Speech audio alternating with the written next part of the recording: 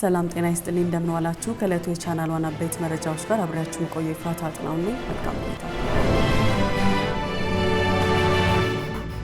ታላቁ ኢትዮጵያ ህዳሴ ግድብ የመጀመሪያዎቹን ዲያስፖራ ጎብኚዎችን አስተናገደ ኢትዮጵያ አሜሪካውያን የዲያስፖራ ጎብኚዎች የጫነው የአቢሲኒያ ፍላይት አውሮፕላን መስከረም 15 ቀን ወደ ስፍራው ስኬታማ በረራ ማድረጉን ታውቋል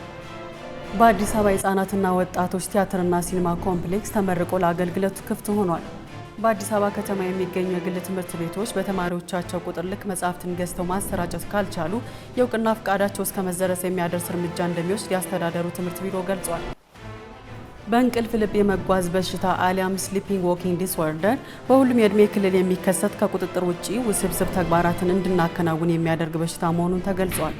በከምባታ ዞን ለመሳላ በዓል ከታረዱ በሬዎች የሆድ ዕቃ የሐሞት ወርቅ ተገኘ ከተገኙ ሁለት የሐሞት ወርቆች አንዱ 12.5 ግራም የሚመዝን ሆኖ ተገኝቷል መጥፎ የጫማ ጠረን ማጥፊያ የሰሩት ህንዳውያን ተመራማሪዎች የበርካቶችን ትኩረት ስበዋል ተመራማሪዎቹ የአልትራቫዮሌት ጨረርን በመጠቀም ረቂቅ ተዋሲያንን መግደልና ጠረኑን ማስወገድ እንደሚቻል አውቀው የዩቪሲ ጨረር የተገጠመላቸው መፍትሄ የሚሆኑ የጫማ መደርደሪያ ሰርተው አቅርበዋል